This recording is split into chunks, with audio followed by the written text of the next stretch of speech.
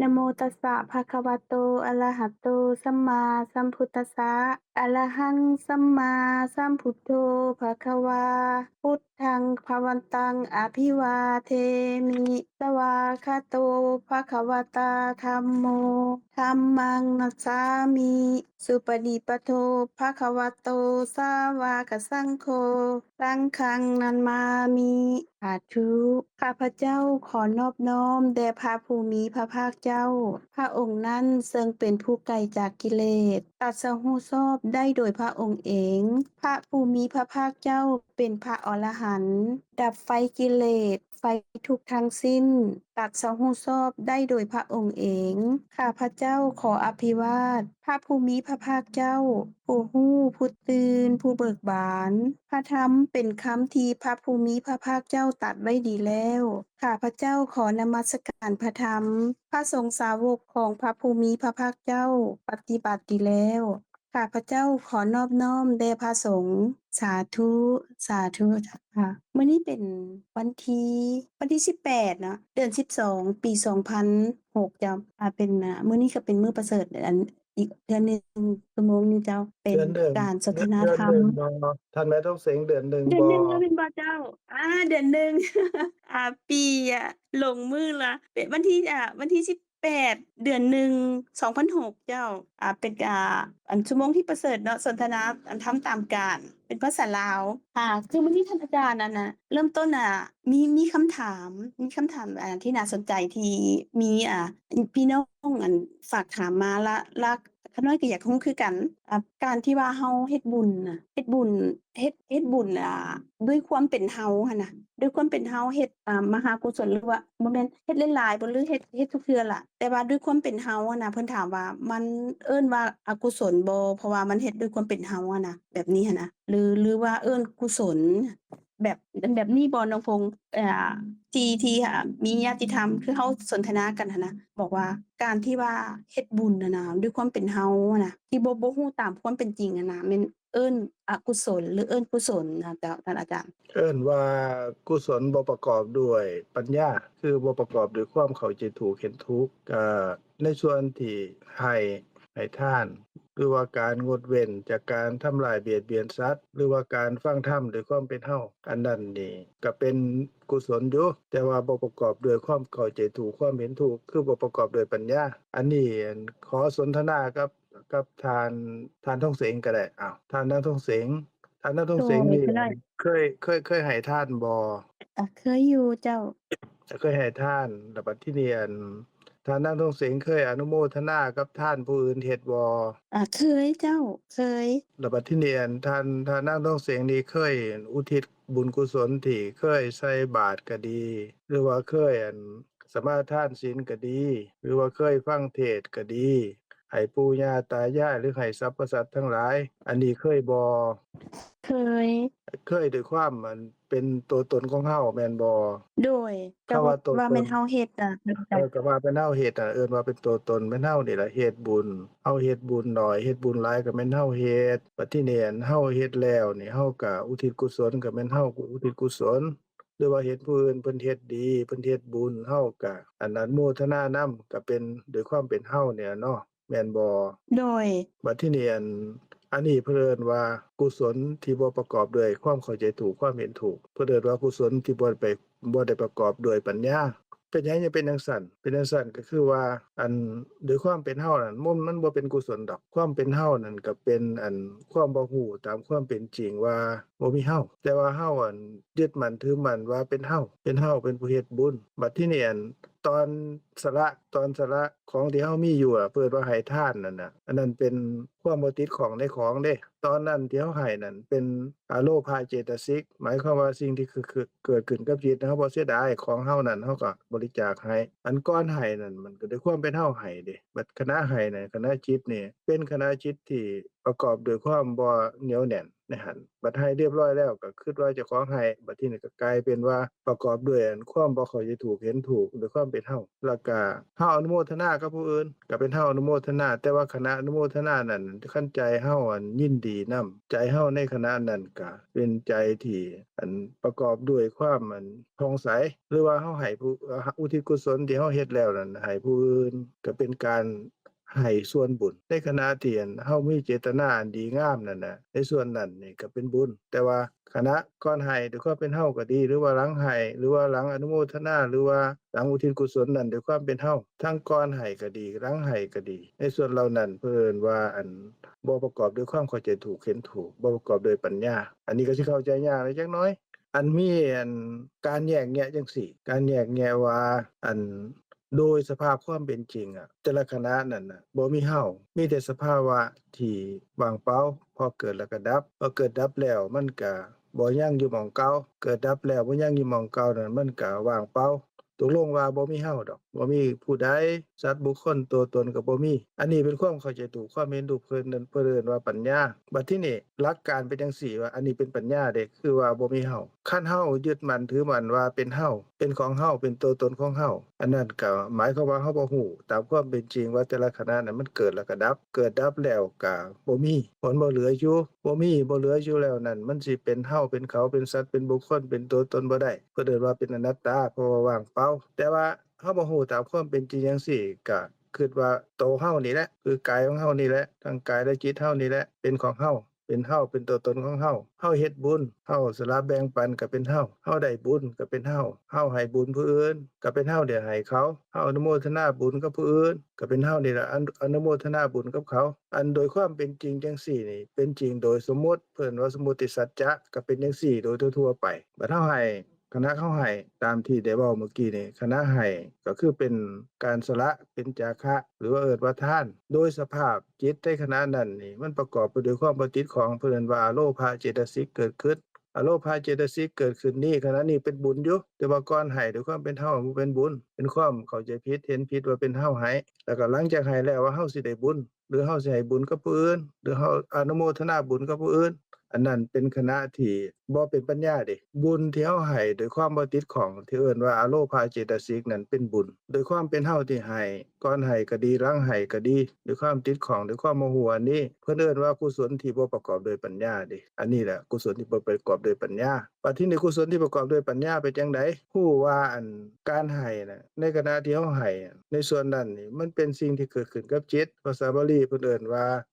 เจตสิกเจตะแปลว่าจิตสิกะแปลว่าสิ่งที่ผสมอยู่หรือว่าเกิดขึ้นกับจิตภาษาบาลีภาษาไทยเขาเอิ้นว่าสิ่งที่เกิดขึ้นกับจิตก็คือความบ่ติดข้องนั่นแหละเกิดขึ้นกับจิตในขณะนั้นเราก็รู้ว่าความบ่ติดข้องความบ่เสียดายในของที่เราสละไปหั้นนั้นน่ะมันก็เป็นสภาพธรรมอันหนึ่งเจตสิกเป็นสิ่งที่เกิดขึ้นกับจิตก็เป็นสิ่งที่เกิดขึ้นกับจิตก็บ่แม่นจิต จิตก็บ่เป็นเจตสิกแล้วก็บ่มีเฮาในหั้นแล้วก็เกิดขึ้นแล้วก็ดับดับแล้วก็บ่เหลืออยู่ก็ว่างเปล่าเจตสิกที่เกิดกับจิตนั่นนี่เมื่อเกิดขึ้นดับแล้วก็ว่างเปล่าแล้วก็บ่เหลืออยู่ก็เป็นอนัตตาแล้วก็เฮาบ่มีของเฮาก็บ่มีตัวตนของเฮาก็บ่มีแต่สภาวะความเป็นจริงอันหนึ่งแต่ละขณะนั้นน่ะมันเกิดแล้วก็ดับบ่เหลืออยู่รูปกายนามกายเฮานี่เฮายึดมั่นถือมั่นว่าเป็นของเฮาเป็นเฮาตัวตนของเฮานี่มันเกิดขึ้นแล้วก็ดับไปบ่เหลืออยู่ทุกๆขณะทุกๆขณะโดยความเป็นจริงเพิ่นเอิ้นว่าเป็นธรรมะนั่นน่ะธรรมะภาษาบาลีภาษาไทยเอิ้นว่าความเป็นจริงโดยความเป็นจริงนั้นแต่ละขณะนี่บ่มีผู้ใดเลยกายนี่หรือว่าจิตหรือเจตสิกที่อาศัยกายเกิดขึ้นเป็นไปอยู่เนี่ยบ่เป็นของผู้ใดเลยจิตก็เป็นจิตเป็นสภาพรู้เจตสิกเกิดขึ้นก็เป็นเจตสิกเป็นสภาพที่เกิดขึ้นกับจิต รูปกายก็เป็นรูปที่เป็นสิ่งที่ร่วมกันแล้วก็เป็นที่อาศัยเกิดของจิตเจตสิกมันก็ทำหน้าที่ของมันเกิดขึ้นแล้วมันก็ดับเกิดขึ้นแล้วก็ดับดับแล้วก็บ่มีเฮาเขาสัตว์บุคคลตัวตนด้วยความรู้ตามความเป็นจริงจังซี่แหละพ้องกับการให้ทานที่มีเจตสิกอันดีงามเกิดขึ้นเพิ่นเอิ้นว่าอโลภะเจตสิกเกิดขึ้นนั่นน่ะ ให้โดยความบ่เป็นเฮารู้ว่าเป็นสภาวะตามความเป็นจริงอันจังซี้เพิ่นเอิ้นว่ากุศลที่ประกอบด้วยปัญญาส่วนกุศลที่บ่ประกอบด้วยปัญญาก็ตามหรือกุศลที่ประกอบด้วยปัญญาก็ตามนี่มีผลมีอานิสงส์บ่ผลอานิสงส์ของการเฮ็ดบุญหรือการให้ทานนั่นน่ะมีแม่นเฮา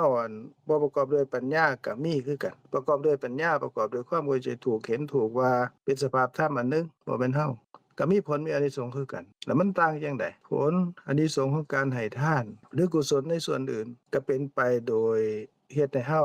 ได้รับกุศลวิบากเฮ็ดให้เกิดในที่ดีเกิดเป็นมนุษย์ที่สมบูรณ์มั่งคั่งมีโภคามีสมบัติมากให้ด้วยความศรัทธาก็มีความรูปร่างหน้าตาสวยงามให้ด้วยความเคารพก็เป็นที่เชื่อถือเชื่อฟังของคนอื่นหรือให้ด้วยจิตอนุเคราะห์ก็คิดน้อมไปในการใช้ของดีบ่เบียดเบียนตนและผู้อื่นก็ทรัพย์สมบัติที่มีอยู่ก็บ่เสียบ่หายหรือว่าไปสู่สุคติด้วยผลของทานนั่นน่ะก็เฮ็ดให้ไปเกิดเป็นเทวดาในหกสันสันใดสันหนึ่งเพิ่นว่าสุคติอันผลของทานจังซี้นี่แม่นทานประกอบด้วยปัญญาก็ได้รับคือกันนั่นแหละก็ได้รับคือกันคันเกิดแล้วนี่มีความแก่บ่มีความตายบ่มีความเศร้าโศกเสียใจพิไรรำพันบ่มีทุกข์กายทุกข์ใจบ่ก็มีคันตายแล้วเกิดอีกบ่ก็เกิดอีกเกิดแล้วก็ตายอีกบ่ตายเป็นจังซี้ก็ลุยเพลิงแห่งความเกิดความแก่ความตายในวัฏฏะในภพน้อยภพใหญ่บ่จบบ่สิ้นเดะอันแม่นให้ด้วยความเข้าใจถูกเห็นถูกผลอานิสงส์นี่ก็ได้อยู่แต่ว่าดีกว่านั้นอีกดีกว่านั้นหมายความว่าจั่งใดหมายความว่ารู้ว่าการให้ทานนั่นก็เป็นสภาพเจตสิกที่เกิดกับจิตก็เกิดขึ้นทำจิตก็สละแบ่งปันของนั้นได้บ่ติดข้องก็รู้ว่าตัวเฮาบ่มีแต่สภาวะธรรม คำว่าโตเฮาหมายความว่ารูปประกายกับนามกายนี่มันรวมกันขึ้นซื่อๆเหตุกิจของมันน่ะเกิดขึ้นแล้วก็ดับแต่ละขณะแต่ละขณะก็หมายความว่าเฮาก็บ่ติดข้องทั้งในส่วนที่เฮาให้แล้วก็บ่ติดข้องในความเป็นเฮาเพิ่นเอิ้นว่ากุศลที่ประกอบด้วยปัญญาแม่นเฮามาเกิดเป็นคนก็เกิดแก่แล้วก็ตายคือกันนั่นแหละหรือไปเกิดเป็นเทวดาก็ได้เกิดแล้วก็จุติในที่สุดคือกัน แต่ว่าปัญญาที่เกิดขึ้นนั้นพร้อมกับกุศลนั่นน่ะรู้การเกิดดับรู้การเกิดแล้วก็ดับแต่ละขณะว่าบ่มีเฮานั่นน่ะความเข้าใจถูกความเห็นถูกอันนี้นี่มันไปดับเหตุแห่งทุกข์เดะเหตุแห่งทุกข์คือความบ่รู้ว่าแต่ละขณะเดียวนี้ว่าบ่มีเฮาพอรู้ว่าแต่ละขณะนี่มันเกิดดับตัวของเฮาเองรู้ประกายนามกายที่เกิดขึ้นบ่เหมือนเขาเกิดขึ้นทางตาก็มีรูปกับนามนั่นแหละขันธ์ห้านั่นแหละเกิดขึ้นแล้วก็ดับ บ่เหลืออยู่ต่อมาก็ได้ยินหรือว่าได้กลิ่นหรือว่าหูรสหรือว่าถูกต้องสัมผัสหรือว่านึกคิดก็ตามก็ขันธ์ห้านั่นแหละเกิดขึ้นวนเวียนอยู่นี่แหละเกิดขึ้นแล้วก็ดับเกิดขึ้นแล้วก็ดับเกิดขึ้นแล้วก็ดับเขารู้จังซี้ตามความเป็นจริงเนี่ยมันก็ดับความบ่รู้คือดับเหตุแห่งทุกข์ได้แก่โมหะหรืออวิชชานั่นแหละเพราะว่าโมหะอวิชชานี่แหละเป็นเหตุแห่งการเกิดการแก่การตายกุศลที่ประกอบด้วยปัญญาเกิดด้วยความเข้าใจถูกความเห็นถูกเนี่ยแม้นเฮาเกิดในวัฏฏะมันก็สั้นลงเดะ วัฏฏะคำว่าวัฏฏะแปลว่าการว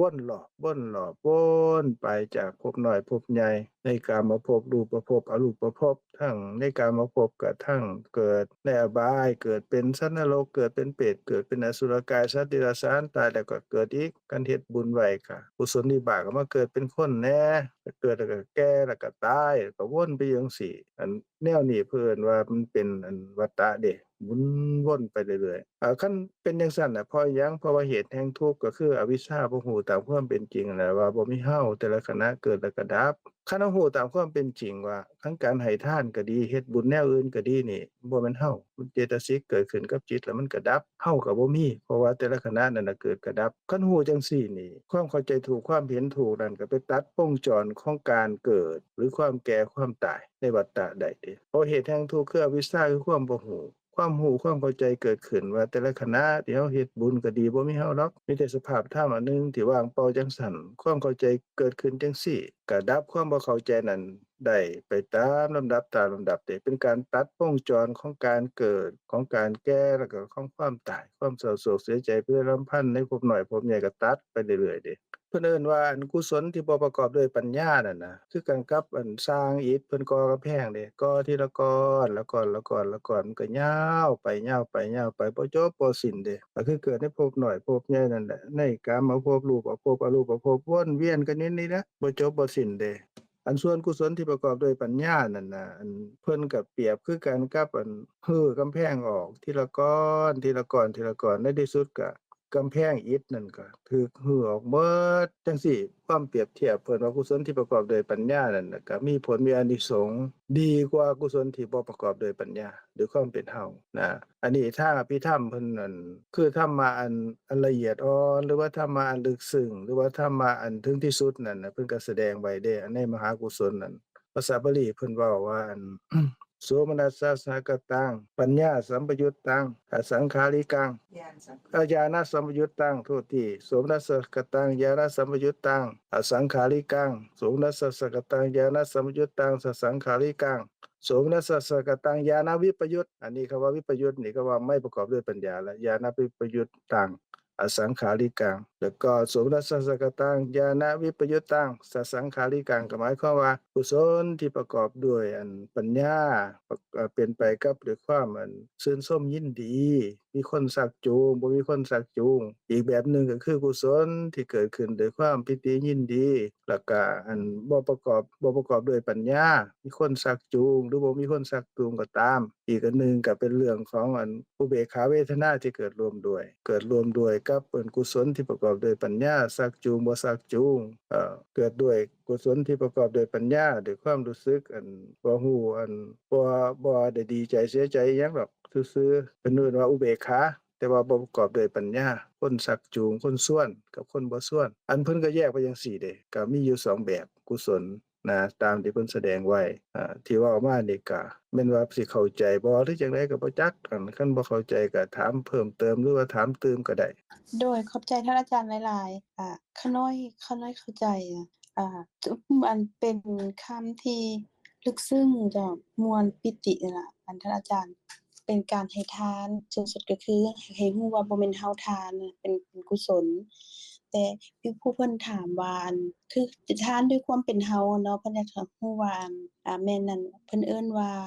อกุศลบ่นะหรือว่าแต่ว่าข้าน้อยว่าเป็นกุศลแต่ว่ากุศลบ่ได้ประกอบด้วยปัญญาที่ข้าน้อยฟังมานะข้าน้อยสรุปได้ว่าการทานที่ว่ายังความเป็นเฮาอยู่หั้นยังเพิ่นเอิ้นว่ากุศลที่ว่าบ่ประกอบด้วยปัญญาแต่เบื้องต้นยังเขาเจ้าถามสรุปว่ายังงงกันอยู่ว่าทานที่ว่ายังเป็นเฮานี่ที่บ่ประกอบด้วยปัญญานี่เพิ่นเอิ้นอกุศลบ่แต่ตอนนี้ข้าน้อยสรุปได้แล้วว่าทานที่เป็นเฮาอยู่แม่นกุศลแต่บ่ประกอบด้วยปัญญาจังซี้แบบนี้หั้นถูกเนาะอาจารย์เนาะแม่นแล้วเป็นกุศลอยู่แต่ว่าบ่ประกอบด้วยปัญญาเพราะด้วยความเป็นเฮาแม่นเฮาฟังเทศน์ฟังธรรมก็คือกันเฮาฟังเทศน์ฟังธรรมนี่ก็เป็นกุศลบ่เป็นกุศลอยู่แต่ว่าบ่ได้ประกอบด้วยปัญญาเด้เพราะด้วยความเป็นเฮาเข้าใจเฮามีความรู้เฮาได้ฟังจังซี่นี่ก็บ่ประกอบด้วยปัญญาบ่ประกอบด้วยความเข้าใจถูกแค่ความเห็นถูกยังเป็นเฮาอยู่ฟังไปหลายๆเข้าไปอีกแฮ่งมันสิเพิ่มความสำคัญตนขึ้นเดะโอ้เฮารู้หลายเฮาได้ยินหลายเดะนี่โอ้ยเฮาฟังมาโดนแม่เฮาผู้นั้นก็บ่ได้ฟังผู้นี้ก็บ่ได้ฟังก็เปรียบเทียบกันแล้วบัดทีนี้อันนั้นก็เฮ็ดให้เฮาโตตนเฮาใหญ่ขึ้นเดะบ่แม่นละคายการยึดมั่นถือมั่นเดะอันนั้นก็คือฟังได้บุญบ่เอ้าการฟังก็ได้รู้เพิ่มเติมในสิ่งที่บ่เคยรู้แต่ว่าด้วยความเป็นเฮาอันนี้เป็นกุศลบ่ได้ประกอบด้วยปัญญาเดะหรือว่าเฮาแสดงธรรมจังซี่หรือว่าเฮาสนทนาธรรมจังซี่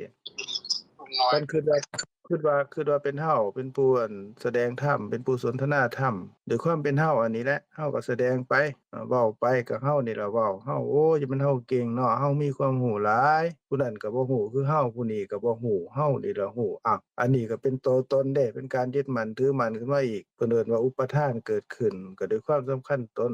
สำคัญตนว่าเป็นผู้รู้นะ เป็นผู้รู้เกิดขึ้นแล้วก็ติดข้องนั่นแหละติดข้องกับโลภะนั่นแหละเกิดขึ้นแล้วก็สำคัญตนอันนี้ก็แทนที่สิ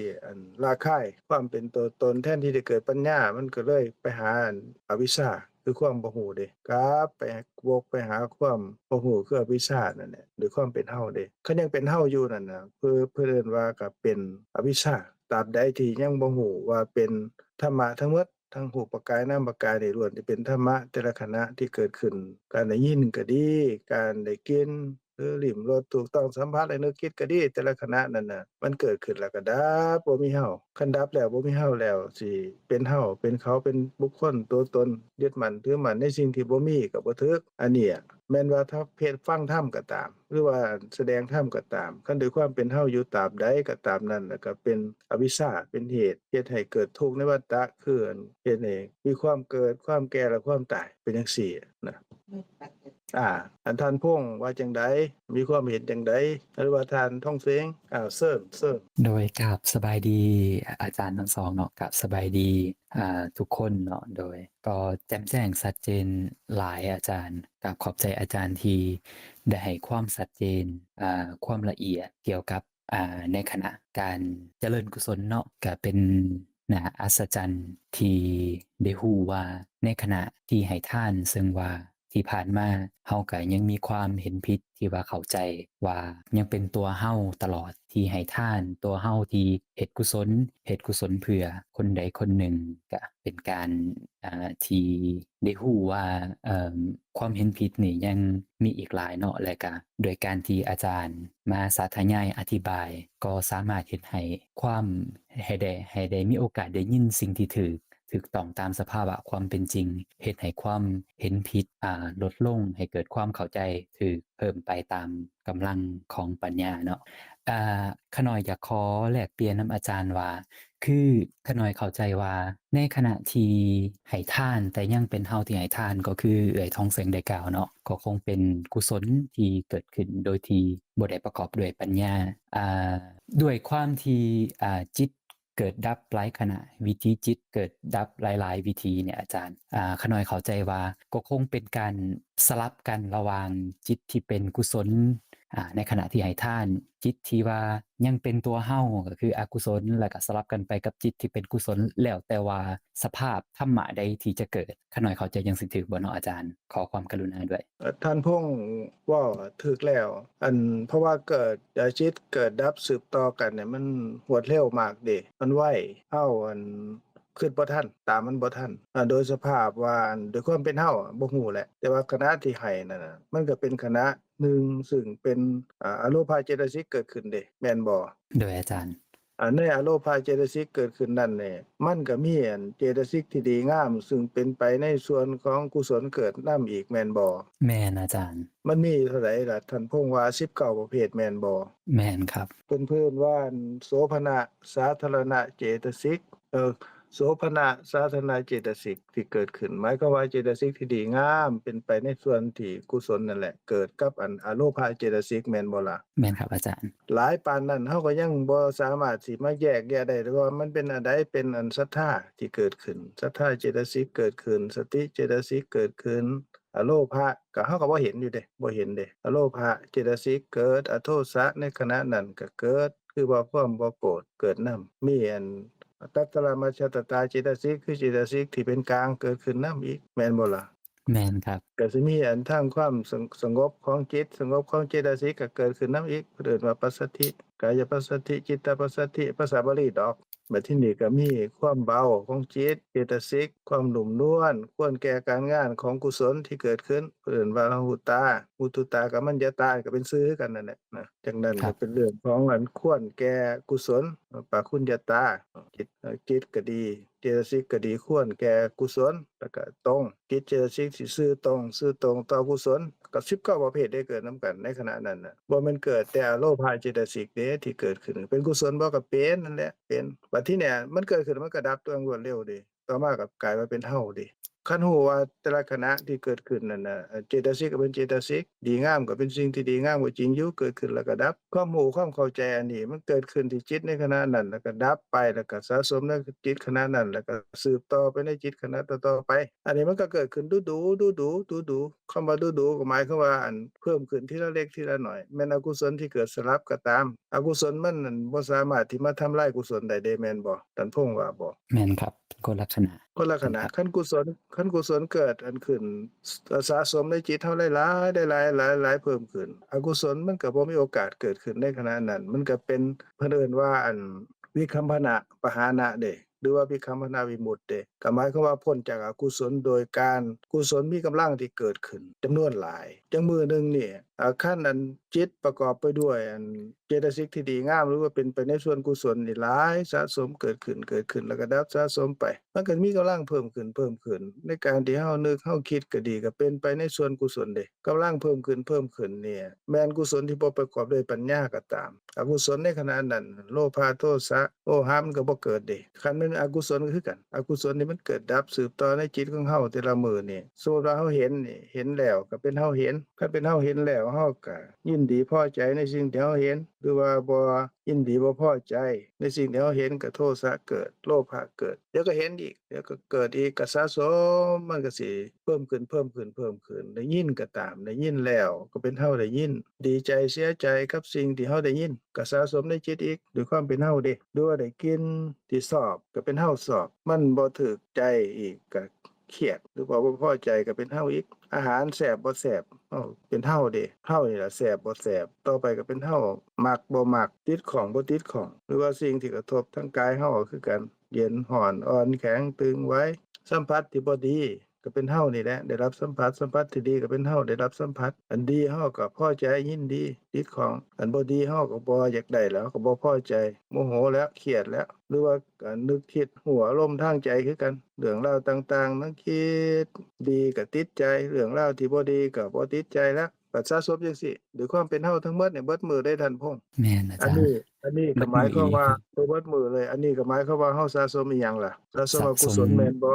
ความเห็นผิดโดยอกุศลทั้งหลายโดยอกุศลทั้งหลายเบิดมื้อเลยเด้สะสมในหมดจิตในขมื้ออีหลีณะนั้นอาจารย์แล้วก็ณจิตต่อๆไปเบิดมื้อเลยอันนี้นี่มันก็เป็นคือกับต้นไม้มันโน้มไปอีกทางหนึ่งเด้บัดนี้คันหากมันขาดมันสิไปทางใดล่ะท่านพงษ์ว่ามันไปทางมันนั่นที่มันเอ็นไปบ่ถ้าหากขาดบ่อาจารย์ก็ไปหากต้นทางที่เอไม้ขาด็นไปครับ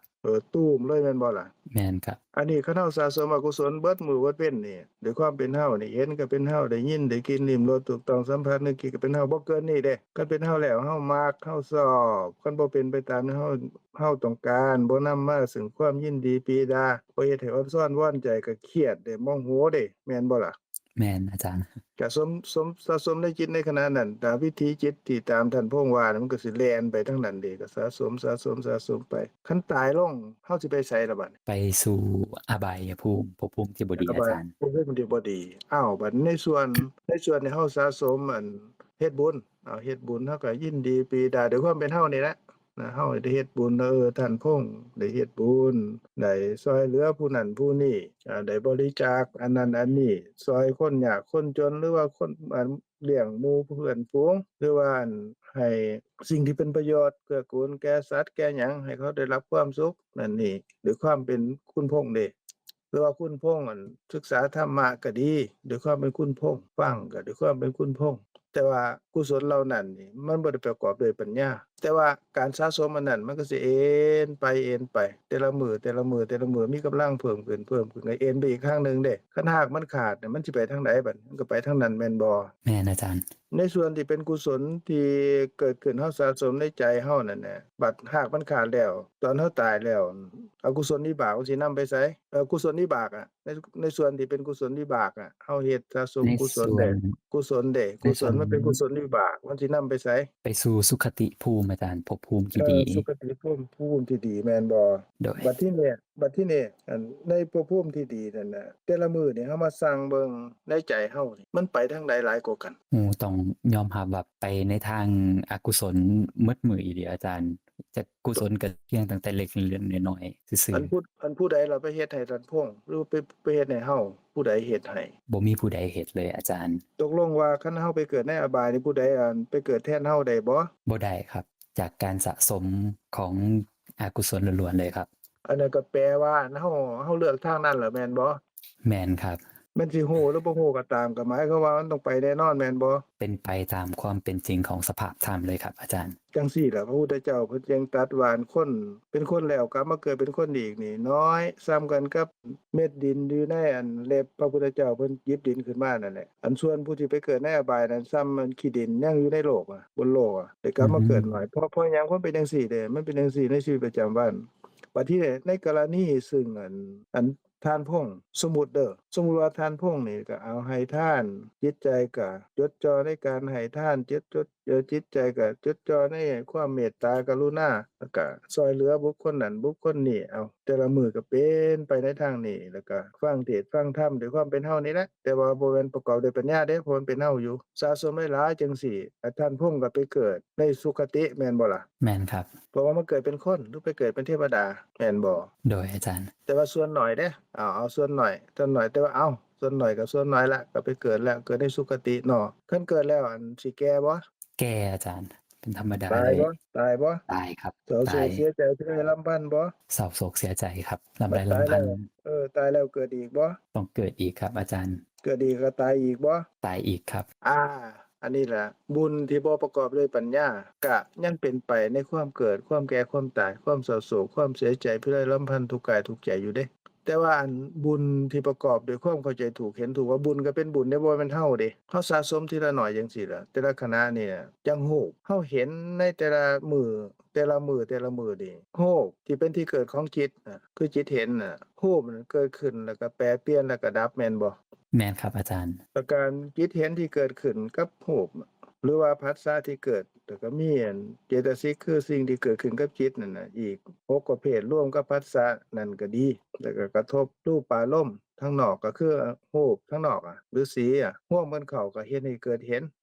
เกิดขึ้นแล้วนั่นนี่นามรูปอันนั้นนี่เกิดขึ้นแล้วก็สิดับบ่ดับอาจารย์ดับแล้วสิยังเหลือบ่บ่เหลือครับบ่เหลือแล้วสิเป็นคุณพงษ์สิเป็นคุณงบคุณนั่นคุณนี่หรือว่าทานนางทองเสงทานนางศรีสมพรทานพงษ์บ่บ่เป็นสิ่งใดสิ่งหนึ่งเลยอาจารย์แต่ว่าแต่ละมื้อนี่บ่เป็นจังซั่นเด้แต่ละมื้อเฮาก็คิดว่าเป็นเฮาได้เห็นแม่นบ่ยังเป็นเฮาเห็นสิ่งใดสิ่งหนึ่งได้ยินก็เป็นสิ่งใดสิ่งหนึ่งไปแล้วอาจารย์ทุกๆตลอดเวลาเลย ตาเฮาแม่นบ่ ตาของเฮาอาจารย์ปัจจุบันนี้ หูจมูกลิ้นกายใจก็เป็นของเฮาแม่นบ่ยังเข้าใจว่าเป็นแบบนั้นครับแต่ความเป็นจริงบ่แม่นคันเฮายังเข้าใจจังซั่นอยู่นี่เฮาก็ยังยึดมั่นถือมั่นอยู่แล้วก็เห็นก็เป็นเฮาเห็นอยู่เห็นเรียบร้อยแล้วอันคันดีท่านพงษ์ชอบบ่มักบ่มักครับเกิดความดีใจชื่นคันชมบ่ถูกคันบ่ดีล่ะอาก็เกิดความขัดข้องหม่นหมองใจปฏิฆะอาจารย์ความบ่พอใจเกิดขึ้นเป็นคุณพงษ์แม่นบ่โดยตอนที่เข้าใจปัจจุบันนี้ก็ยังเป็นหรือว่าตอนที่เป็นอยู่ทุกมื้อนี้ก็ยังเป็นเฮาที่บ่พอใจอาจารย์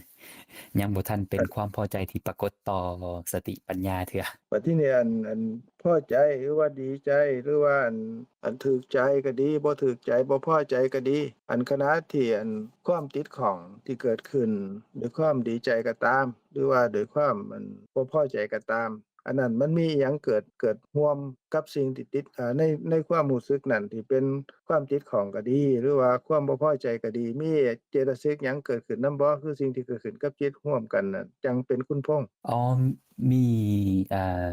มีเจตสิกที่เป็น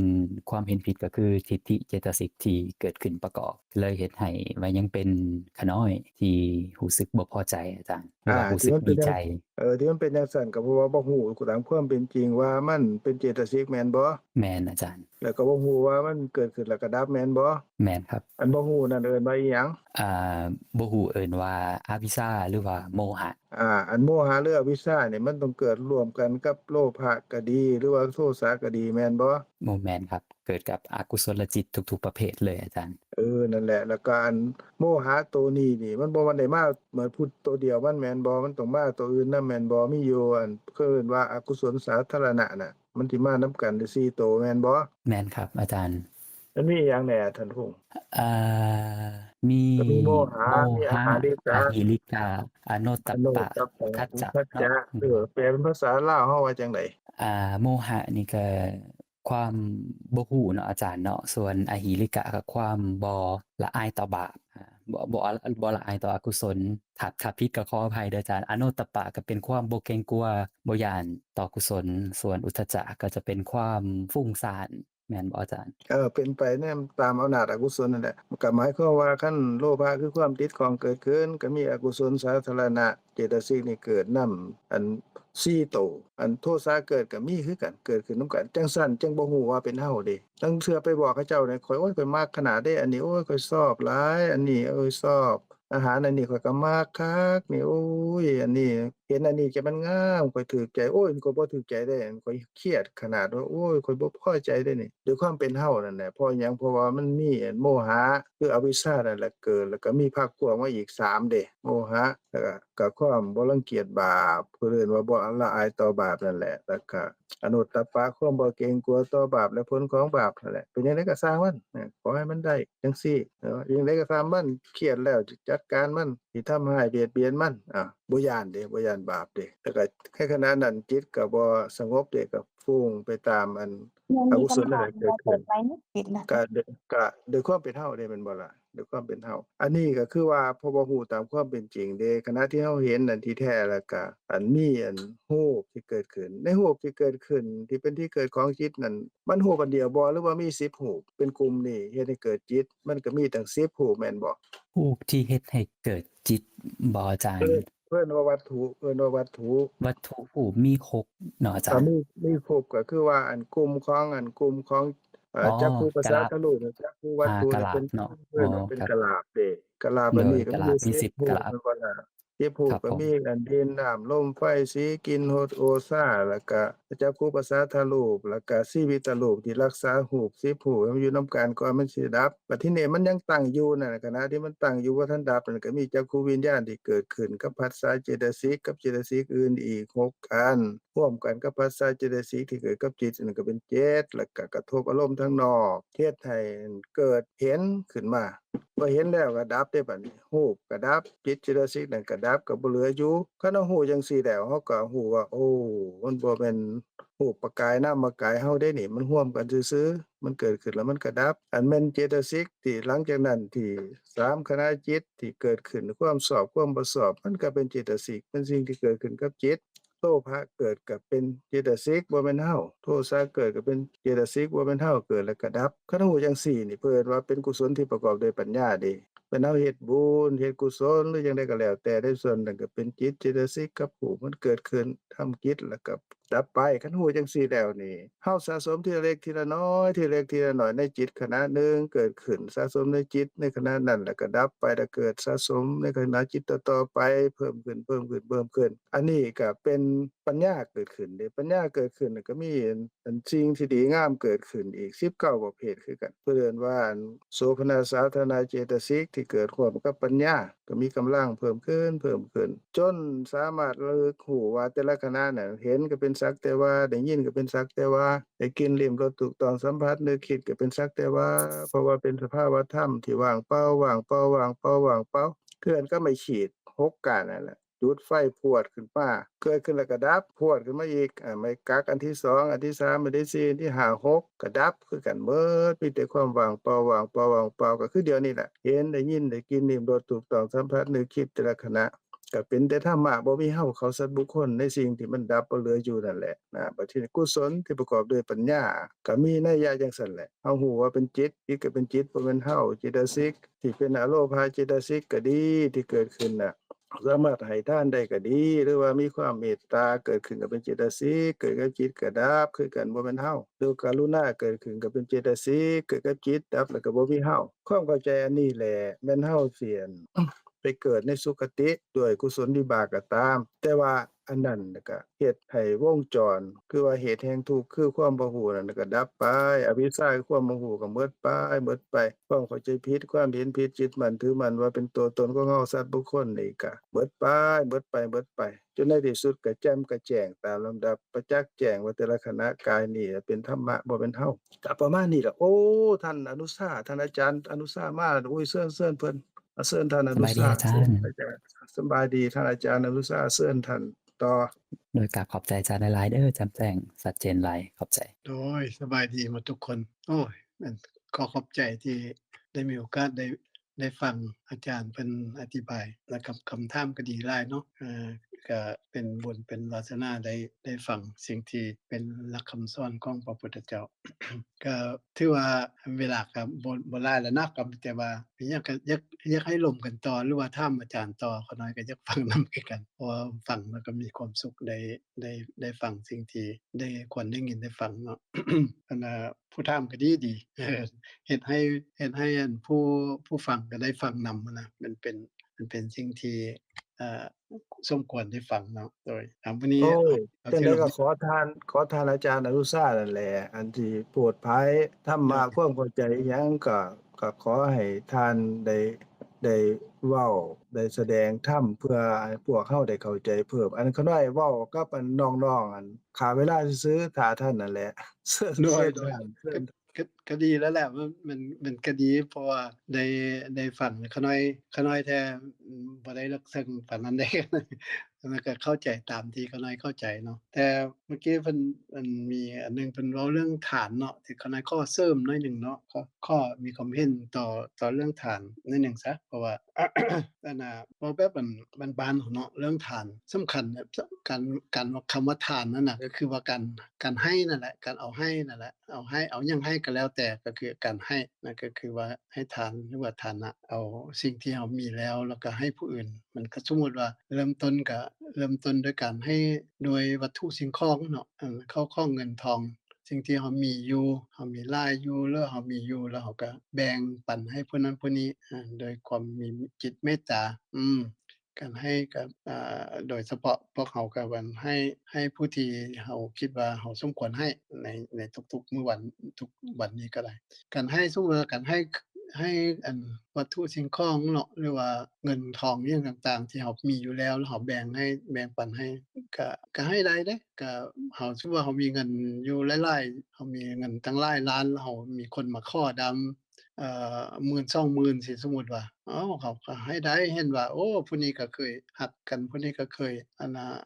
ฮักแพงกันหรือว่าได้ช่วยเหลือกันหรือว่าโอ้ผู้นี้ก็เป็นผู้มีธรรมะได้เพิ่นช่วงนี้เพิ่นก็บ่ทวงบ่ถามอิหยังบ่เราแบ่งให้บ่หรือว่าเพิ่นเฮ็ดอันนั้นเฮ็ดอันนี้เราก็อยากกันช่วยหรือว่าอยากให้แบ่งปันหรือว่าอยากให้โมทนานำเพิ่นเนาะอันนี้ก็เป็นการให้คือกันการให้โดยวัตถุสิ่งของนี่มันก็ให้ได้ แต่เราลองพิจารณาไปอีกหน่อยหนึ่งว่าให้ด้วยเงินคำเข้าของสิ่งของที่เรามีอยู่แล้วนะเราให้ได้เนาะสมมุติว่าบัดนี้ สมมุติว่าสิ่งที่เราจะให้น่ะมันเป็นสิ่งที่เรามีอันเดียวเดะสมมุติว่ามีอันเดียวแล้วมีคนมาขอสินี่ถามใจเราเบิ่งเราคิดอันใดอันหนึ่ง อันที่สองบัดนี้เรามีอันเดียวแล้วเป็นสิ่งที่เรารักที่สุดอีกก็คือว่าเรามีอันเดียวแล้วเราบ่รักหลายเรามีอันเดียวสิแล้วก็ถ้ามีคนมาให้มาถามมาขอหรือว่ามีคนต้องเอาให้เขาเจ้าสิก็คิดบ่หลายเพราะว่าเราก็มีแล้วเราก็รักแล้วอยากได้แล้วบ่อยากได้แล้วหรือว่าบ่ได้ใส่บ่มีอันเดียวก็ให้ได้แต่ยกระดับขึ้นมาตื่มสมมุติว่ามีอันเดียวบัดนี้แต่ว่าสิ่งที่เรารักบัดนี้เรามีอันเดียวเราต้องใส่อยู่เราต้องใส่อยู่แล้วมีคนมาขอนี่ใจเราคิดจั่งใดให้ได้บ่ตกลงสิให้บ่ให้ดีบ่คันให้แล้วเราบ่มีได้นี่อันนี้ก็อันนี้ให้เบิ่งใจเนาะให้เบิ่งใจของเราแต่ละคนว่าเราคิดแนวใดมีคนเฮ็ดแนวใดยกระดับไปอีกสมมุติว่าสิ่งที่เราให้นั้นสิ่งที่เรามีอันเดียวแล้วเรารักที่สุดนะแล้วมีคนที่เราเคารพเราก็ให้ได้หรือว่ามีคนที่เรารักเราก็ให้ได้มีอันเดียวก็อยากให้เขาเจ้าแม่ข้อพ่อข้อหรือว่าคนรักข้อหรือว่าหมู่ครูสนิทข้อหรือว่าผู้มีพระคุณข้อมีอันเดียวก็จะได้ให้ด้วยความเต็มใจ ยกระดับขึ้นไปอีกบัดนี้สมมุติมีอันเดียวแล้วผู้มาขอหั่นน่ะเราสั่งบัดนี้เราสั่งมันเฮ็ดบ่ดีนำเราแท้ว่ามันก็หักหลังบัดนึงก็ด่าเราบัดนึงก็หาเรื่องมาใส่เรามีอันที่เรารักที่สุดนี่เขาสิมาขอเรานี่เราสิให้บ่เราลองคิดลองกลับคืนไปเบิ่งจิตของเราแต่ละคนแต่ละอย่างเบิ่งว่าเราให้ได้ส่ำใด อันนี้เว้าแต่การให้ทานซื่อๆเนาะอันเว้าไปเฮาไปเบิ่งเรื่องบุญกิริยาวัตถุเนาะบุญกิริยาวัตถุ3นี่มันก็เว้าถึงเรื่องฐานเริ่มต้นด้วยการให้ฐานฝึกในการให้ฐานแล้วก็ฝึกในการรักษาศีลแล้วค่อยมาฝึกในการภาวนาอันนี้เพิ่นเอิ้นว่าบุญกิริยาวัตถุ3เนาะที่เขาน้อยเคยเห็นเคยได้ยินครูบาอาจารย์เพิ่นสอนเนาะนี่มันของฆราวาสมันของฆราวาสแล้วบัดนี้เฮายกระดับมาตืมหน่อยหนึ่งว่าไตรสิกขานี่มันแม่นของระดับนักบวชขึ้นไปหรือว่าระดับของผู้รักษาศีลหรือว่าผู้ไปปฏิบัติธรรมแล้วไปรักษาศีลแล้วเนาะรักษาศีลหรือว่าไปเข้าไปอยู่วัดเนาะเรียกว่าถือศีลอิหยังซี้นะเพิ่นบ่มีเอิ้นว่าเป็นไตรสิกขาแล้วเพิ่นบ่ไตรสิกขานี่มีศีลสมาธิปัญญาทานหายไปไสบัดนี้ทานบ่มีแล้วเด้ตอนนี้นะเมื่อกี้บุญกิริยาวัตถุมีทานมีศีลมีภาวนา ว่าไตรสิกขามีศีลสมาธิปัญญาอันมันยังหายไปก็คือทานหายไปคำว่าทานหายไปมีแค่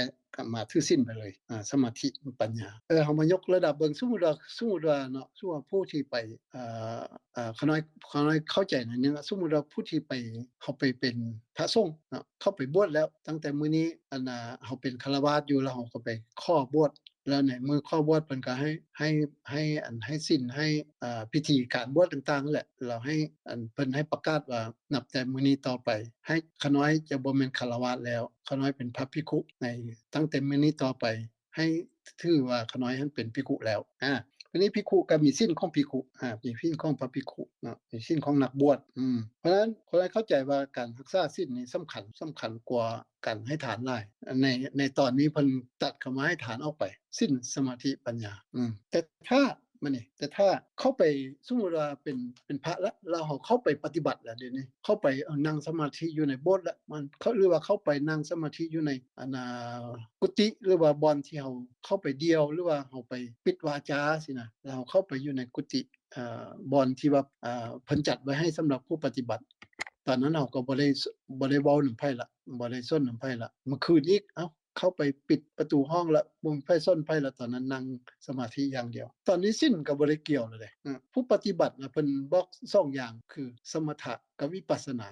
ศีลหายละตอนนี้ระดับของมันนะตอนนี้ศีลมันหายไปละว่าสมถะกับวิปัสสนาศีลหายไปไสบัดนี้เฮาก็ลองมาคิดนำกันเนาะว่าระดับของขน้อยนี่ขน้อยก็ตอนที่ขน้อยก็เริ่มเรียนเอาเป็นยังค่อยตัดออกเป็นยังค่อยตัดทมิตเป็นยังค่อยตัดฐานออกไปเอาต่อมาเห็นอีกอันนึงก็บอกว่าศีลสมาธิปัญญาเอาฐานไปใส่ตัดออกไปเฮ็ดหยังเอาต่อมาบอกว่าปฏิบัตินี่สมถะวิปัสสนาไปเลยสมมุติว่าสินะศีลหายไปใส่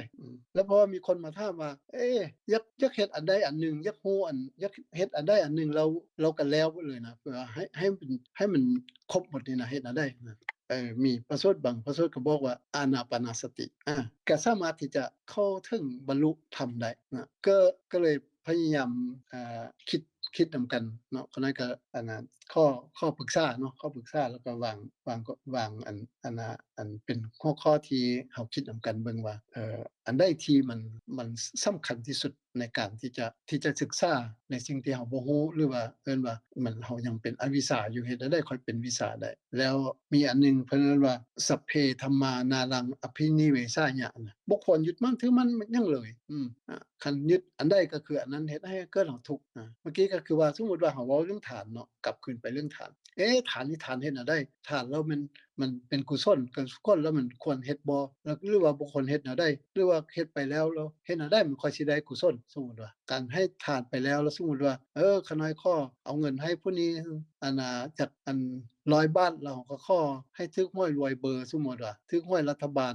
10 ล้าน20 ล้านสมมุติว่าอันนี้ก็มันค่อยก็ให้ทานเด้แต่ว่ามันได้บ่ล่ะอันนี้ก็อีกอันนึงเนาะเมื่อกี้อาจารย์เพิ่นก็เว้าถึงเรื่องการเวียนว่ายแต่เกิดเพราะว่าการเฮาเอาใจไปอยู่นำสิ่งใดสิ่งนั้นคือภพสิ่งนั้นคือภพแล้วพอมีภพมันก็มีศาสตร์พอมีศาสตร์แล้วก็สลามรณะโศกาปริเทวะทุกขโทมนัสก็เกิดขึ้นแล้วก็เป็นวัฏฏะนะเมื่อกี้อาจารย์เพิ่นก็เว้าเนาะเพราะฉะนั้นเฮามาเบิ่งแล้วแต่ละอย่างที่เฮาเห็นนะที่ว่าเฮาต้องปฏิบัตินั่นน่ะมันก็มีอย่างแดมันก็จะมีสิ่งที่เฮาตามลำดับของมันเริ่มจากคืออนุปุปปิกถาที่คือกันเนาะก็เริ่มจากฐานแล้วก็ศีลการออกจากเรื่องกามออกจากกามพวกนี้มันก็เป็นลำดับของมันคือกันเพราะฉะนั้นการทานนี้ก็แม่นสุดท้ายก็แม่นหยังก็คือการเฮียนที่จะวางในสิ่งที่เฮายึดมั่นถือมั่นไว้นั่นแหละบัดนี้เฮียนก็เฮียนจากไสก็จักมีสิ่งหยาบๆไปสิ่งหยาบๆสิ่งที่มันเฮาเห็นตรงๆแล้วนะหรือว่ามันเป็นหยาบที่สุดสุดท้ายก็คือการยึดมั่นถือมั่นในขันธ์5นั่นแหละรูปเวทนาสัญญาสังขารที่เฮาลงว่ามันเป็นของเฮามันเป็นเฮามันเป็นตัวตนของเฮาแล้วเฮาก็คิดแนวนั้นมาตลอดซุมื้อนี้น่ะลองเอาเบิ่งแบ้งหรือว่าเฮาลมกันตลอดนี่เฮาก็ว่าเฮาตลอดทั้งที่บอกว่าเฮาบ่มีแต่ว่าเฮาสิเว้าได้แนวโลกพากันเว้าจังซั่นมันก็บ่ฮู้สิลมกันเอาได้กันสู้ว่าบ่ใส่คำว่าเฮาเข้าไปอนุสาบ่มีสมมุติว่าเบิ่งนึงก็มีอันคนเอิ้นว่าอนุสาเอ้ยเว้าเรื่องนี้ให้ฟังแด่คันสมมุติว่าตอบว่าอนุสาบ่มีสิไปตอบเจ้าได้จังได๋สมมุติว่า มันก็เลยบ่ฮู้ว่าสิตอบกันจั่งใดก็มีแต่ว่าสมมุติว่ามันมีซะก่อนสมมุติว่ามันมีซะก่อนเพราะว่าเฮาโลกสมมุติหมดซุมื้อนี้ชื่อนั้นชื่อนี้อาจารย์นั้นชื่อนี้ผู้นั้นผู้นี้ก็แม่นสมมุติคันบ่ซั้นเฮาก็บ่ฮู้ก็สิประสานกันหรือว่าบ่ฮู้ก็สิติดต่อหรือว่าบ่ฮู้สิอันร่วมกันปรึกษากันจั่งใดเนาะแต่ว่าในการนั้นให้เข้าใจว่าเฮาเป็นผู้ลดมันบ่แม่นสิ่งที่เฮาเอามาแบกไว้ตลอดมันรถมันเฮาเอามาขี่เอามาขับเพื่อให้มันไปถึงจุดหมายแล้วก็ฮอดจุดหมายเราก็ต้องวางมันใช้มันทนุถนอมมันเพื่อรักษามันในการตราบใดที่เฮายังบ่ถึงจุดหมายเทื่อแล้วเฮาก็ยังใช้มันอยู่เฮาก็ต้องได้ทนุถนอมมันแล้วบัดนี้คันในช่วงที่ในช่วงที่มันต้องการเฮ็ดอันใดเราก็ต้องเฮ็ดให้มันต้องล้างมันแด่ต้องทำความสะอาดมันแด่ต้องเติมน้ำมันมันแด่ต้องบำรุงรักษาแด่จังซี่น่ะต้องเฮ็ดไปเรื่อยๆแล้วก็เราให้รู้ว่ามันเป็นเพียงแต่เฮาใช้มันเพื่อจุดประสงค์ของเฮาแม่นการพ้นทุกข์หรือว่านิพพานนั่นแหละ9:06 นาทีแล้วเนาะข้างในก็กลายมานิดนึงละก็ข้างในก็มีความคิดอันนี้เนาะให้เป็นจุดหนึ่งที่เฮามาลมกันแล้วคือตัวหนึ่งทางปฏิบัติก็คือมรรคมีองค์8นั่นแหละเนาะที่พวกเฮาเคยได้ยินกันเรื่อยๆเฉพาะผู้ที่เฮาสนใจในธรรมทั้งหลายนี่ผู้ใดก็คือสิได้ยินหมดแต่ว่ามรรคมีองค์8นี่ก็คือกันเนาะถ้าอนุญาตอาจารย์ขออนุญาตต่อเวลาอีกจัก15นาทีค่ะกำลังม่วนนั่นน่ะกำลังลึกซึ้งอะเจ้าขอต่ออีกเจ้าอันไปอีกหน่อยหนึ่งเนาะโดยเอาไปอีกหน่อยหนึ่งกันเว้าเรื่องอันฮ้นบัดนี้เมื่อกี้ก็เว้าถึงว่าเฮาเป้าหมายแม่นการพ้นทุกข์แม่นการออกจากสังสารวัฏนี้แม่นการให้ถึงซึ่งพระนิพพานเนาะให้นิพพานถึงว่าเฮายังบ่ฮอดเทื่อเฮาก็ต้องยับให้ยับให้ไกลเข้าไปละในสิ่งที่เฮาละได้ฝึกที่จะฝึกในการละได้ก็จากยับๆไปเฮาเมื่อกี้เว้าแหละยกระดับขึ้นมาคือการให้ทานนั่นน่ะเฮาเฮ็ดได้สำใดแต่ละอันบัดนี้เว้าเรื่องอันจะเดินตามนั้นเพิ่นบอกว่าหนทางสายเอกเนาะของการปฏิบัติหรือว่าการที่จะเดินตามนั้นก็คือมรรคมีองค์8มรรคมีองค์8ก็คือเอาฮู้นั่นแหละ8ข้อเนาะเอาบ่ว่ากันซะผู้ใดก็ฮู้แต่ว่าเฮาอีกอันหนึงเป็นว่าคันเพิ่นว่าอันสามารถที่จะสังรวมเนาะสังรวมได้มัน8ข้อมันสังรวมได้อันลงมามีหยังแดก็คือมีปัญญานะปัญญาศีลแล้วก็สมาธิเนี่ยมันก็มาตกอยู่กับไตรสิกขานี่คือกันเนาะกับไตรสิกขาคือปัญญาเนาะแล้วก็ศีลและสมาธิอันนี้ก็เป็นสิ่งที่เราต้องเข้าใจนำกันว่าสิ่งที่เราควรกระทำเนาะใน8ข้อนี้เพื่อเราจะได้ก้าวเข้าไปสู่กันลดละเลิกในสิ่งที่เรายึดมั่นถือมั่นอยู่ซึ่งเป็นเหตุให้เกิดทุกข์เนาะเกิดทุกข์ทีนี้ปัญหาอันนั้นตัวไตรสิกขาเนาะไตรสิกขาเพราะว่าศีลสมาธิปัญญาแต่ว่ามรรคมีองค์8นี่เพิ่นเอาปัญญาขึ้นก่อนแล้วค่อยศีลแล้วค่อยสมาธิ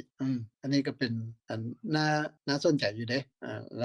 รามื้อหน้าเนาะค่อยว่ากันให้กันฟังแล้วก็ให้ครูบาอาจารย์หรือว่าให้อาจารย์อันสมภพอาจารย์อันนั้นสงบเนาะอาจารย์สงบเพิ่นค่อยอธิบายแจ้งให้ฟังเต็มแต่ข้อน้อยข้อยกให้เห็นว่าไตรสิกขานี่มีศีลสมาธิปัญญาแต่พอไปเป็นมรรคมีองค์8แล้วนะเพิ่นเอาปัญญาขึ้นก่อนแล้วก็ศีลสมาธิแล้วอันนี้ก็เป็นอันนึงที่เราน่าสนใจ แล้วอีกอันนึงทีนี้ปัญหาก็คือว่าที่ว่าเราเอาสิ่งต่างๆพวกนี้มาเว้าหั่นน่ะแล้วแม่นจุดที่ว่าเราจะเดินแหละเราจะเดินเราจะเฮ็ดกระทำตามมันน่ะอยู่ในอานาปานสติเพิ่นก็เว้าถึงเรื่องว่าใช้คำว่าสัมปชัญญะสติสัมปชัญญะสติแต่ว่าทั่วๆไปนะเห็นใช้คำว่าสติสัมปชัญญะอันนี้ก็อันนี้ก็น่าสนใจคือกันอยู่ในพระสูตรมันมีการวางคำเว้านี้อยู่ในแต่ละอันตามกันเนาะมีคำว่าสัมปชัญญะสติกับสติสัมปชัญญะเนาะอันนี้เขาน้อยข้อตั้งเป็นประเด็นไว้เนาะแล้ววันนั้นเราก็ลงกันต่อทีนี้ ใน3ข้อนั้นเนาะใน3ข้อนั้นเพิ่นว่าคันถ้าว่าอันสังรวมลงมาอีกเด้เพื่อว่าอยากให้มันน้อยลงหั่นน่ะก็ได้ก็คือสมถะกับวิปัสสนานะแสดงว่าสมถะกับวิปัสสนานี้ก็มัน ย่อมมาจากมรรคมีองค์8คือกันจาก8ข้อก็เหลือ2ข้อกับตัวนี้ก็สมถะกับวิปัสสนาแล้วอานาปานสติได้ซะนะสมมุติว่าอานาปานสติแล้วมันอย่างเดียวที่มันเพิ่นก็ว่ามันฮอดเป็นทางสายเอกมันก็สามารถที่จะบรรลุธรรมได้หรือว่าเข้าถึงกระแสของพระนิพพานได้เอาแล้วมันแม่งมีอันเดียวซะนะเพราะฉะนั้นแล้วอานาปานสตินี่มันเป็นสิ่งที่พระพุทธเจ้าเพิ่นตรัสรู้และเป็นสิ่งที่เพิ่นเองก็กระทำก็จนฮอดเฮ็ดให้เพิ่นบรรลุเป็นอันพระพุทธเจ้าได้เนาะหรือว่าแต่ละองค์ที่เอาไปปฏิบัติแล้วก็สามารถที่จะเป็นอริยบุคคลขั้นต่างๆได้ด้วยการกระทำซึ่งอานาปานสติเป็นสิ่งที่เฮาต้องเข้าใจนำกันเนาะมันก็คันสมมุติว่า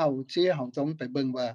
เราปฏิบัตินี้ไปปฏิบัติเฮ็ดแนวใดปฏิบัติเพื่อหยังปฏิบัติแล้วปฏิบัติต่อไปน่ะได้เฮ็ดหยังเพื่อหยังเฮาก็ไปเบิ่งอีกตัวสังโยชน์นะตรงสังโยชน์คันสมมุติว่าในมื้อต่อไปก็เฮาก็ล้มกันเรื่องสังโยชน์ก็ได้สังโยชน์มันมี10ข้อเนาะสังโยชน์สังโยชน์มันมี10ข้อสังโยชน์เป็นหยังสังโยชน์มันสิ่งที่เฮายึดมั่นถือมั่นอยู่นั่นแหละสิ่งที่เฮายังติดค้างอยู่เฮาสิ่งอันที่ยังข้องเกี่ยวกับสังสารวัฏนี้อยู่ล่ะ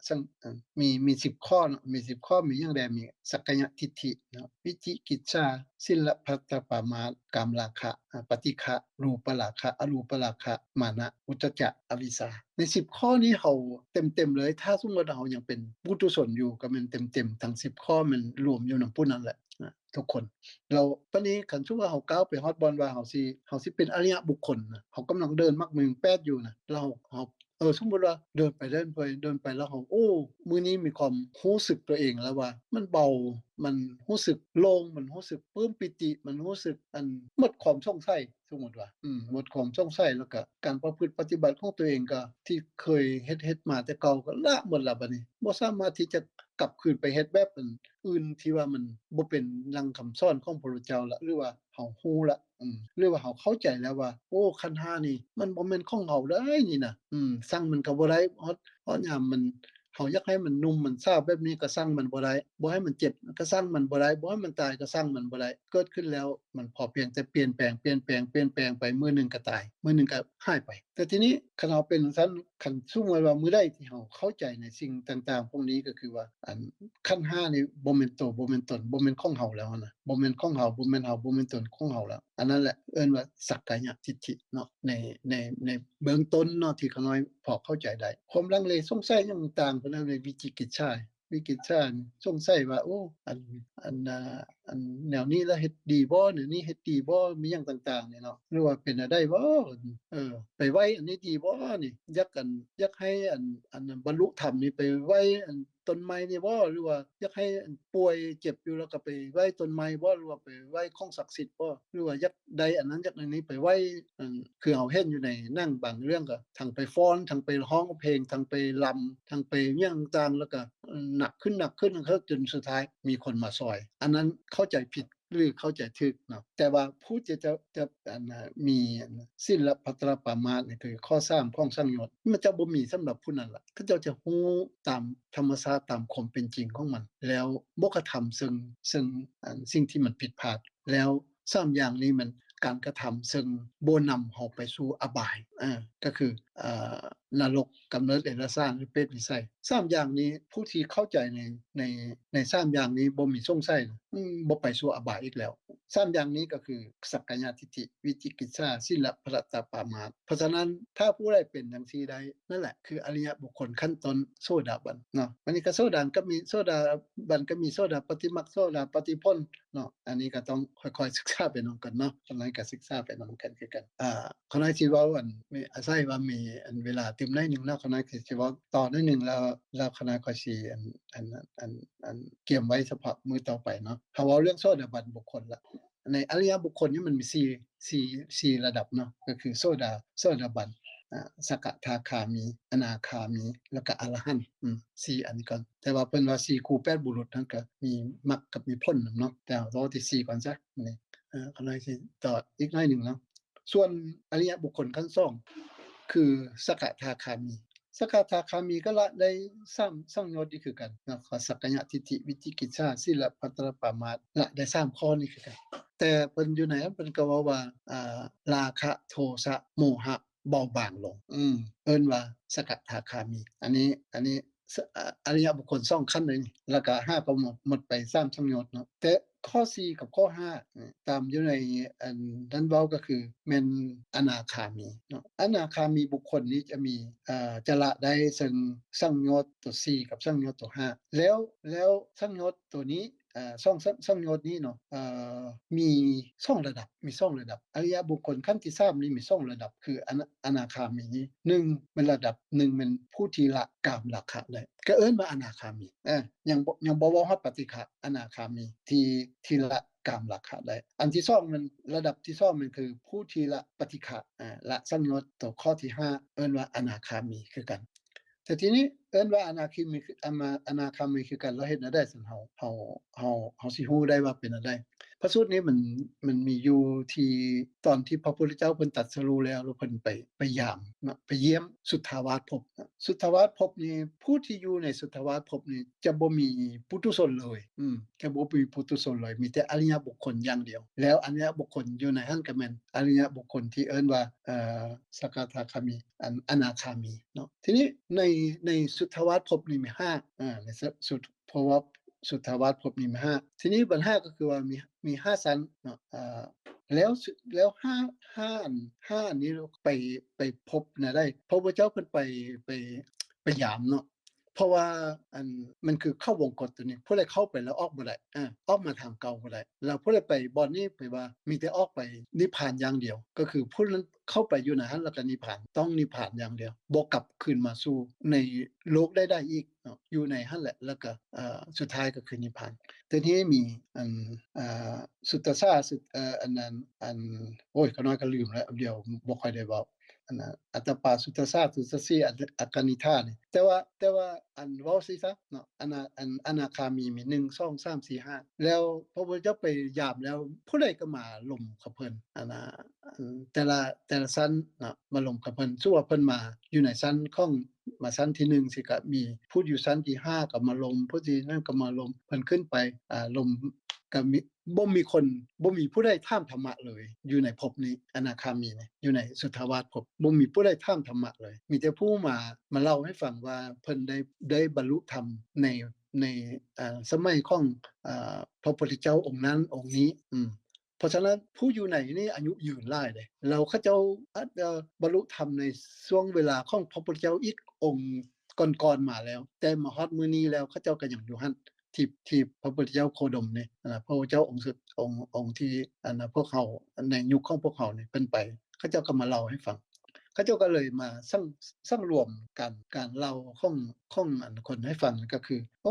บางคนก็ว่าค่อยละกามราคะได้แล้วค่อยก็มาอยู่วันนี้สมมุติว่า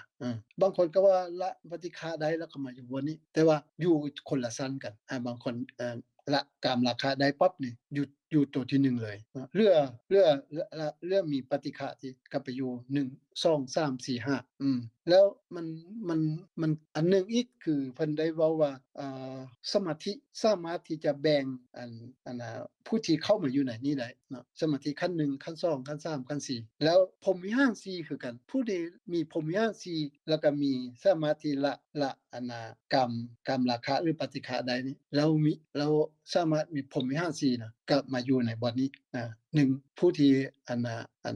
4อย่างก็คือตามขั้นตอนของมันโอ้ยยาวเลยได้นี่ขน้อยเรากลายไปละเอาขน้อยข้อสรุปไว้ก่อนสำนี้ซะก็คือว่าละฮอดปฏิฆะกับรูปละกับปฏิฆะกับกามราคะกับปฏิฆะเนาะก็เป็นอนาคามีส่วนอรหันต์ก็คือละสังโยชน์เบื้องสูงก็คือรูปราคะอรูปราคะมานะอุทธัจจะอวิชชาอันนี้ก็คือครบอริยบุคคล4อย่างเนาะอันนี้ขน้อยบัดนั้นเรามีเวลาเราค่อยลงกันใหม่เนาะเพราะว่าน่าสนใจหลายแล้วโดยเฉพาะขน้อยก็เข้าใจบ่กี่ปีมานี้เกี่ยวกับเรื่องของอนาคามีเนาะเราน่าสนใจเด้เพราะขน้อยก็กำลังเบิ่งอยู่ว่าเกี่ยวกับว่ากามราคะกับปฏิฆะละกามราคะได้ก็สามารถเป็นอนาคามีได้แล้วละปฏิฆะก็มันสามารถเป็นอนาคามีได้แต่ว่าชั้นมันบ่เท่ากันนะอายุของความเป็นของอายุไขอยู่ในนั้นมันบ่ได้เท่ากันส่วนอรหันต์ก็คือ ก็คือจบละบ่มีหยังอีกละก็มีแต่ว่าถ้าสมมุติว่าเพิ่นยังเป็นมนุษย์อยู่เนาะแล้วเพิ่นก็ยังเฮ็ดเวียกของเพิ่นอยู่ผู้ที่เป็นอรหันต์แล้วก็ใจจะน้อมไปสู่การบรรพชาเพื่อจะเป็นพระภิกษุเนาะบ่สามารถที่จะครองเพศของฆราวาสถ์ได้ข้างในก็ขอจบเพียงเท่านี้เนาะมื้อนี้ก็กลายไปหลายเติบมันถึง26นาทีแล้วข้างในขออนุโมทนากับหมดทุกคนที่ฟังเนาะแล้วก็ขออนุโมทนานำครูบาอาจารย์หมดทุกคนแล้วก็ทุกคนที่มีใจใฝ่ในธรรมทั้งหลายขออนุโมทนาสาธุ ขออนุโมทนาสาธุกับท่านอาจารย์อนุชาท่านนางทองสิงห์ท่านนางสุมพรแล้วก็ท่านพงษ์ท่านพงษ์แล้วก็สุทานผู้ที่ใฝ่ในพระธรรมพ้อกันวันอาทิตย์หน้าเด้อสำบายดี